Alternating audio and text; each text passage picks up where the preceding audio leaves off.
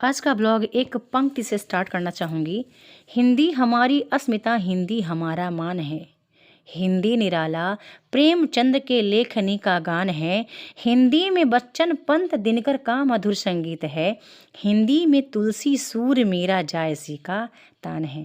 तो राधे राधे दोस्तों, आज का ब्लॉग स्टार्ट हो चुका है। अभी बजे हैं सुबह के 3 बज रहे थे। तो रात्रि में सारा काम मैंने कर लिया था। तो सबसे पहले मुझे लगा कि मैं मेरा नोट्स रिवाइज़ करूँगी। नोट्स रिवाइज़ करना बहुत ज़रूरी है। जो हमने सेल्फ़ बनाया है या फिर आपने कोई प्रिंट आउट लेके रखा है नोट्स का, तो उसका ही पढ़ना बेहद रहता है। तो दोनों में से कोई एक आप रिवाइज़ कर सकते हैं, तो आप ज़रूर रिवीजन करिए सुबह-सुबह। मुझे ऐसा लग रहा है कि नेट का पेपर हमारा जल्दी ही होगा, मतलब जनवरी तक होने का चांस है और समय बचे हैं मात्र 45 दिन का। तो मैं एक दिन में ना कई टारगेट लेके बैठ रही हूँ। आज तो नहीं, आज नहीं बता पा रही, किसी दिन फेस टू फेस आके बताऊँगी कि कौन से टाइम पे मैं कौन-सा मेरा काम करती हूँ। जिससे कि आप भी प्रयास करें उस टाइम को जीने का, प्रयास करें कि वो टाइम्स आप मैनेज कर पाएँ। तो ये मेरा एक छोटा-सा डेली का रूटीन वर्क है। यानी कि घर के काम तो मुझे पता है कि जीवन पर्यंत करने ही पड़ेंगे। यदि मैं कोई आज टारगेट नहीं डिसाइड की, अपने लिए मैं आज लक्ष्य निर्धारित नहीं की, तो मुझे ऐसा लग रहा है कि शायद मैं अगले जो मेरा 15-20 वर्ष का टाइम होगा मेरे बच्चों का, तो उसको मैं बेहतर नहीं कर पाऊँगी। ठीक है?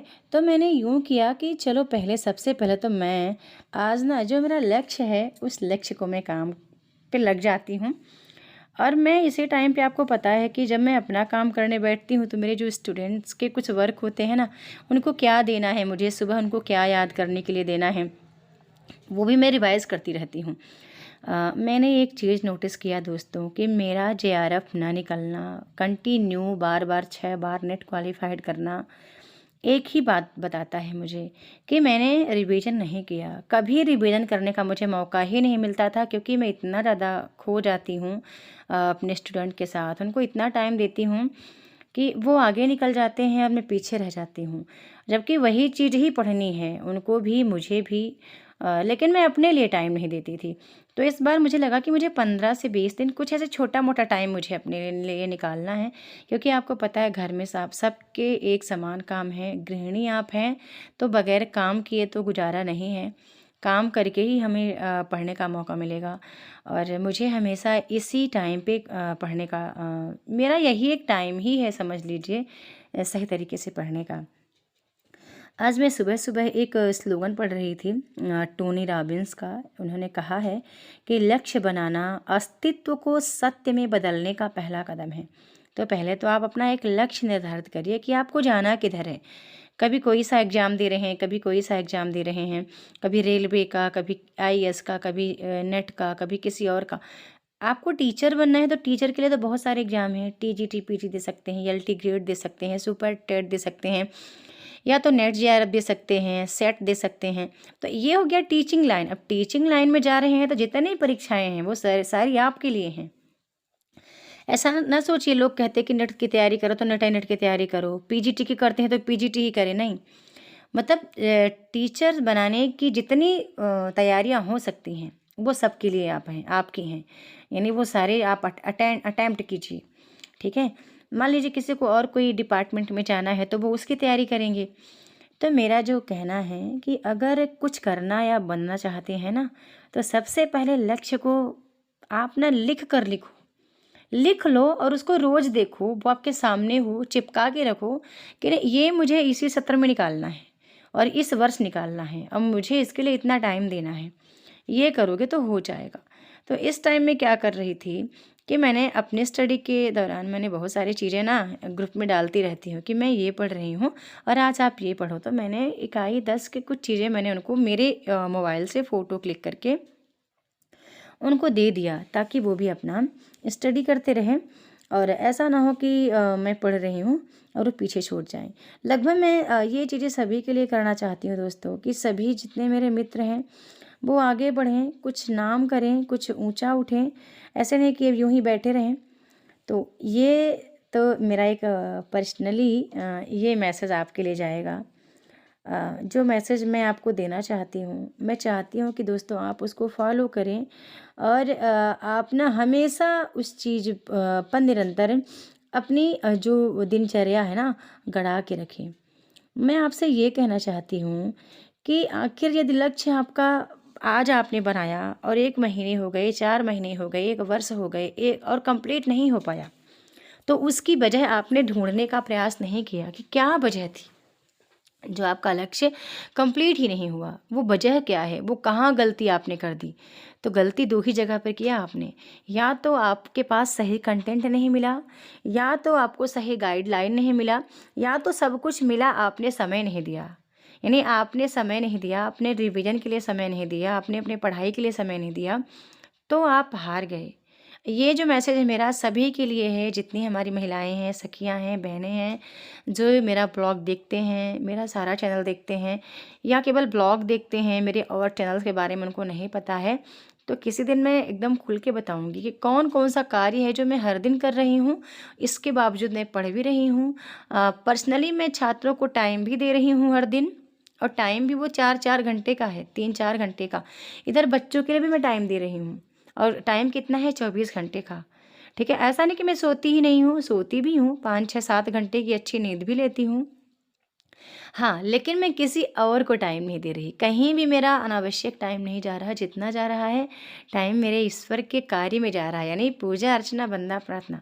बस वो होने के बाद मैं तो कॉल भी ज़्यादा लोगों का नहीं उठा रही, बस मेरे छात्रों का उठा लेती हूँ। जिसका लगता है कि नहीं कुछ अर्जेंट होगा तो उठा लेती हूँ, बाकी नहीं। तो इसलिए कहती हूँ कि कितना अच्छा होगा जिस दिन आपको ये समझ में आ जाएगा कि आप जो करने जा रहे हैं वो कार्य जीवन पर्यंत कितना आपके साथ जाएगा। ठीक है, एक बात और कह दूँ यहीं पे दोस्तों कि टाइम मैनेजमेंट ही लाइफ मैनेजमेंट है। जब समय आप बचाते हैं ना तो आप धन बचा रहे हैं, और जब जो आप धन बचा रहे हैं ना वो न जाने कितना ज़्यादा आपके लाइफ में काम आएगा।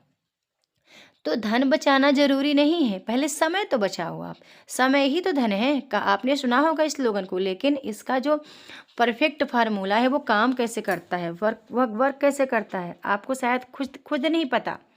आप जानते हैं कि समय ना अपनी गति से ही बढ़ता जा रहा है, और वह किसी के लिए रुकता नहीं है, ना मेरे लिए ना आपके लिए। तो उसे रोकने की शक्ति तो किसी में नहीं है, तो फिर हम क्या करेंगे? वास्तव में हम समय को पकड़ेंगे। और अभी आप ना अपने आप को तो यही कहते हैं कि हम बहू हैं, हम माँ हैं, हम बहन हैं, पत्नी हैं। लेकिन जब मैं पढ़ रही हूँ तो मैं एक विद्यार्थी हूँ, और ये बात मैं जानती हूँ कि विद्यार्थी जीवन में ही मनुष्य अपने भावी जीवन की तैयारी करता है। और वो टाइम आपका निकल गया, तो आज भी तो आप विद्यार्थी जीवन जी रहे हो।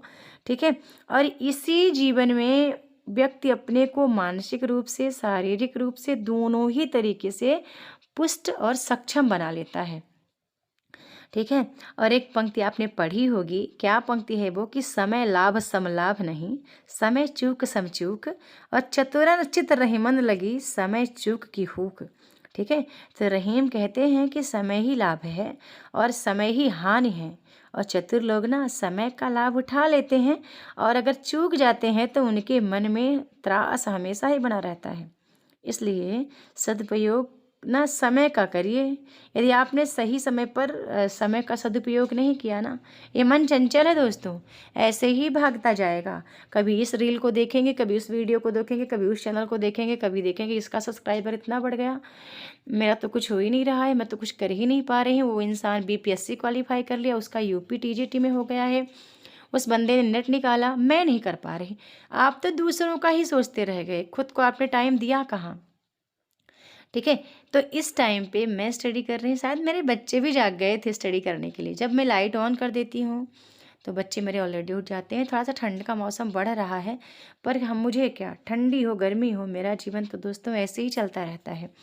और मैं जानती हूँ कि बगैर मेहनत के मैं आगे नहीं बढ़ पाऊँगी, और मेरा लक्ष्य जो है ना वो मेरे सामने है। पता नहीं क्यों इतनी बार मैं पीछे रह गई, और एक ही चीज़ को मैं अचीव करती गई, और इस बार तो मैं नहीं जानती कि होगा नहीं होगा, क्या होगा, लेकिन मैं उम्मीद पूरा लगा के बैठी हूँ कि ये मेरा आखिरी उम्मीद है। कभी कभी कहते हैं ना कि किसी व्यक्ति का ना एक ऐसा टाइम आता है, बहुत हार जाता है, वो कोई कोई चांस ही नहीं रहता उसके पास, और वो आखिरी मौका ना वो बाजी मार ले जाता है। ठीक है। तो एक छोटा सा ब्लॉग मैंने स्टडी ब्लॉग बनाया, इसके बाद मैंने बहुत सारे अपना वर्क किए।